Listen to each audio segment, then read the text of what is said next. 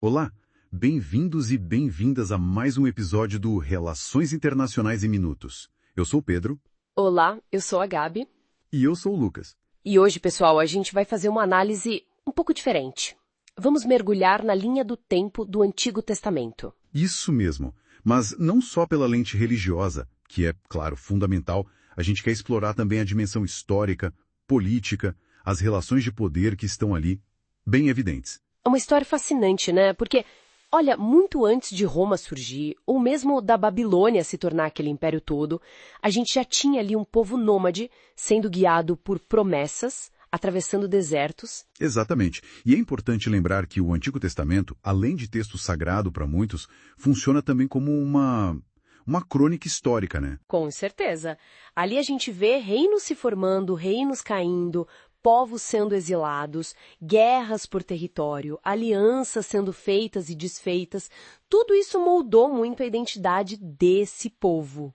Então, o nosso percurso hoje vai começar lá atrás, com Abraão, mais ou menos em 2000 a.C., e a gente vai avançar até um momento bem crítico que é o exílio na Babilônia. A ideia é entender como é que a fé, a política, as circunstâncias de poder da época, como tudo isso se misturou para formar a identidade de um povo que, bom, influenciou demais a nossa história ocidental. Então, vamos lá. O ponto de partida é Abraão, né? A figura patriarcal. Ele recebe um chamado divino, segundo Gênesis capítulo 12, para sair da Mesopotâmia, ali da região de Ur, entre os rios Tigre e Eufrates. Uma região super importante na antiguidade, né? Centro de civilizações. Exato. E para Canaã, a chamada Terra Prometida. Essa é a aliança inicial. Daí vem a descendência, Isaque, depois Jacó, que mais tarde, é interessante, recebe o nome de Israel. E é de Jacó, ou Israel, que vem as 12 tribos. É tipo a base, a formação inicial do povo hebreu. E a história segue, né? Com José, um dos filhos de Jacó, uma história pessoal dele bem famosa, acaba levando a família toda, os hebreus, para o Egito. E o que começa com José tendo uma posição de destaque lá no Egito, com o passar das gerações, bom, a situação muda drasticamente. Vira escravidão. Séculos de escravidão sob domínio egípcio. Um período de grande opressão. E é nesse cenário que surge outra figura central, Moisés.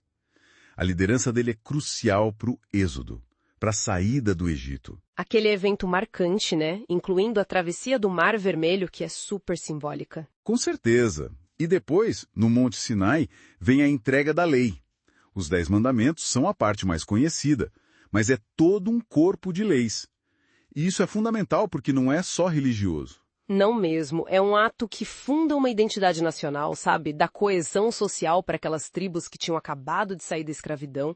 Define quem eles são. Depois de um longo período no deserto, 40 anos segundo a tradição, Moisés morre e Josué assume.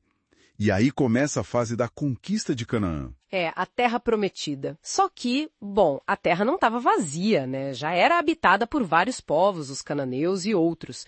Então, essa conquista é, na verdade, o início de muitos conflitos, muitas disputas por território.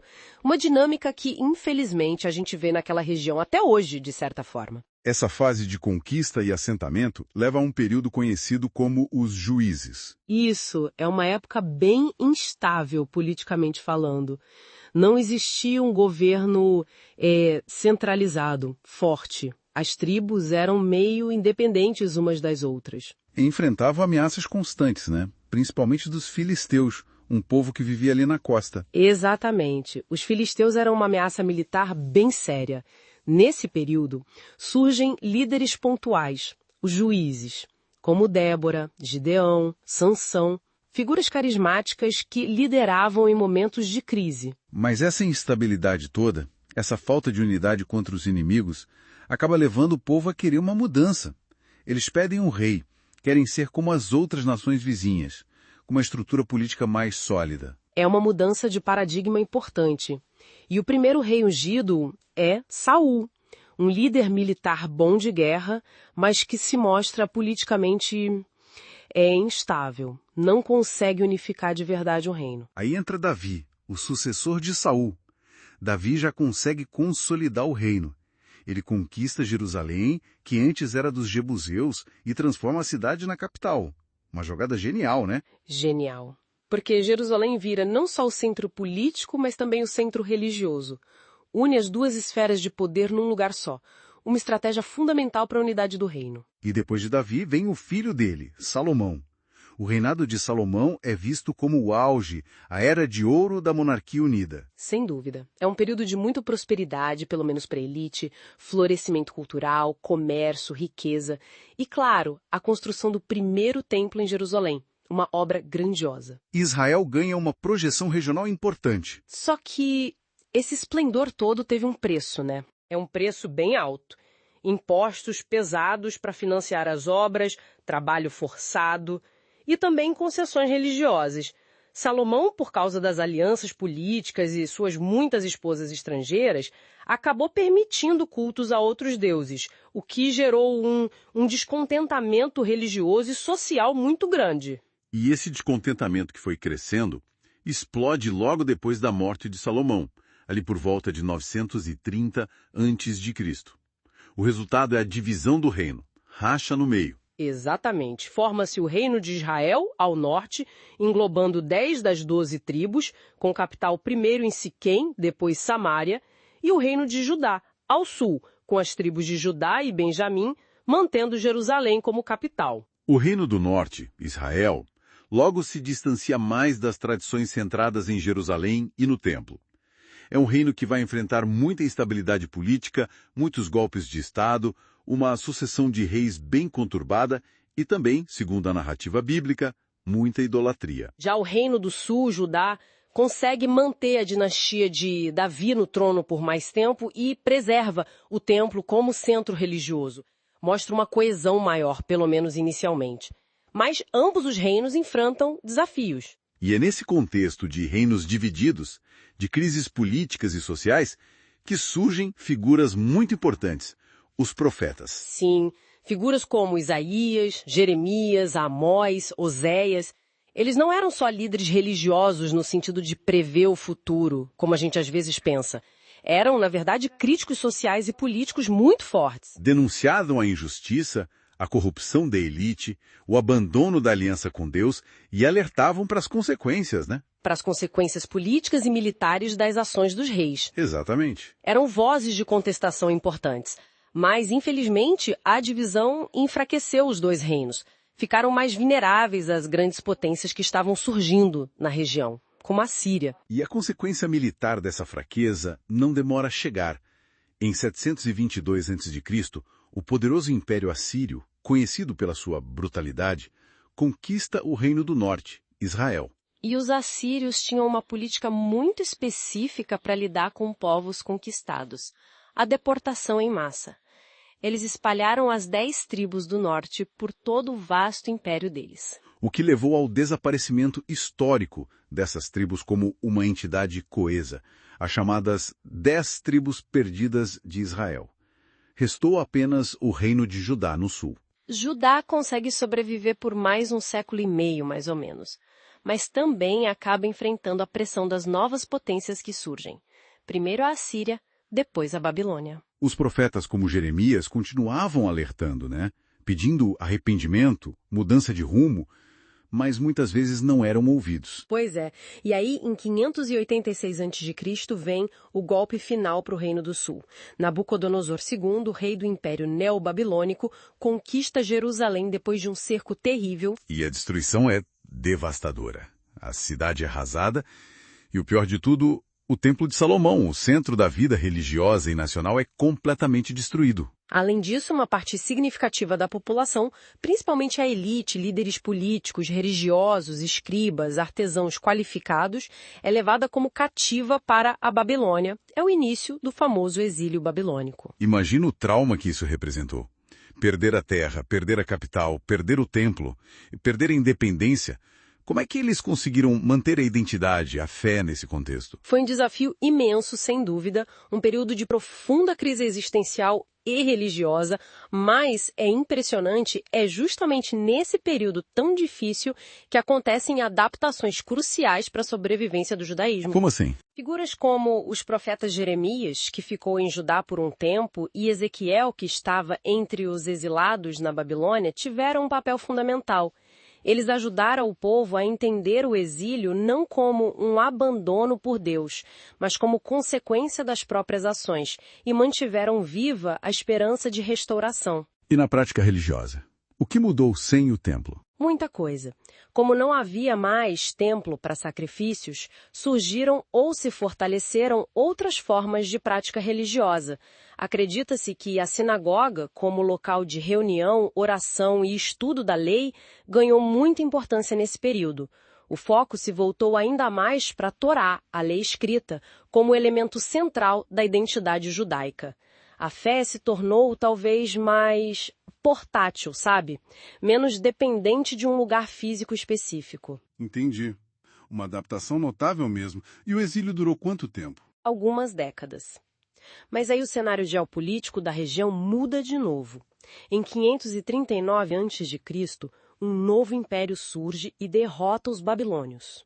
O Império Persa, liderado por Ciro o Grande. Ciro, uma figura bem diferente dos reis assírios e babilônios, pelo que se sabe. Muito diferente. Ciro adotou uma política de relativa tolerância com os povos conquistados. Ele não só permitiu, como incentivou que os povos deportados, incluindo os judeus, retornassem às suas terras de origem e reconstruíssem seus templos. Isso está documentado até em fontes não bíblicas, como o Cilindro de Ciro. Que reviravolta. Então começa um período de retorno. Exato. O período da restauração. Nem todos os judeus voltaram da Babilônia. Muitos já tinham se estabelecido lá, mas um grupo significativo retornou para Judá.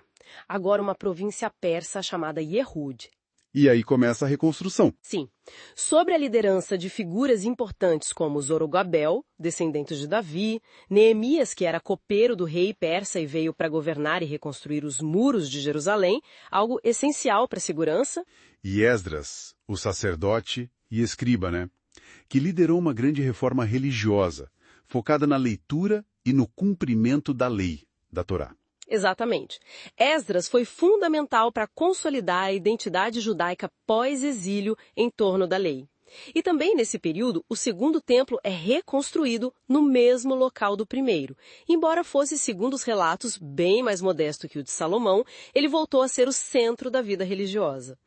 E é mais ou menos aí que a narrativa do Antigo Testamento como cânone se encerra, certo? Basicamente, sim. O povo está de volta à terra, o templo está reconstruído, a lei foi restaurada, mas eles não são mais uma nação independente. Estão sob domínio estrangeiro, primeiro persa, depois grego, depois romano. Essa condição de estar na terra, mas ainda sob domínio de outros povos, deve ter sido complexa.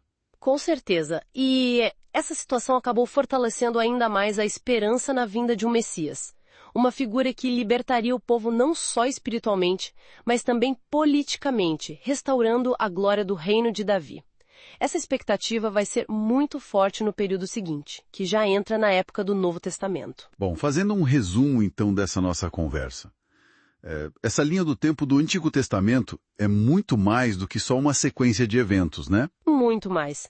É a crônica da formação de uma identidade que é, ao mesmo tempo, religiosa, cultural, política, uma identidade forjada em meio a alianças, promessas, conflitos internos, guerras, conquistas, derrotas e uma incrível capacidade de resiliência. É impressionante observar esse percurso. A gente vê um padrão quase cíclico, né?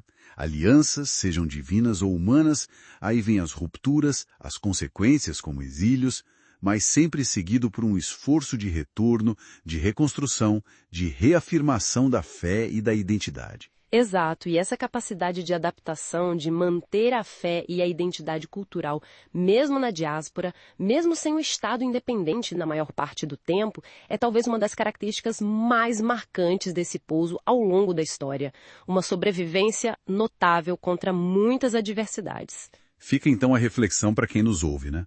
Será que a gente costuma pensar no Antigo Testamento também por essa chave de leitura, como uma narrativa geopolítica complexa, cheia de disputas de poder entre tribos, reinos e impérios, estratégias de sobrevivência, formação de identidades nacionais, para além do seu imenso valor espiritual e religioso? É uma perspectiva que enriquece muito a compreensão, eu acho. O que será que mais chamou a atenção de quem nos acompanhou nessa jornada de milênios, olhando por esse ângulo? Contem pra gente nos comentários. E se vocês curtiram essa análise e essa nossa discussão aprofundada, não esqueçam de deixar o like, se inscrever no canal e compartilhar os conteúdos do Relações Internacionais em Minutos. Isso ajuda muito a gente a continuar trazendo essas discussões. Muito obrigado pela audiência e continuem conosco para mais análises aqui no Relações Internacionais em Minutos. Até a próxima. Até mais.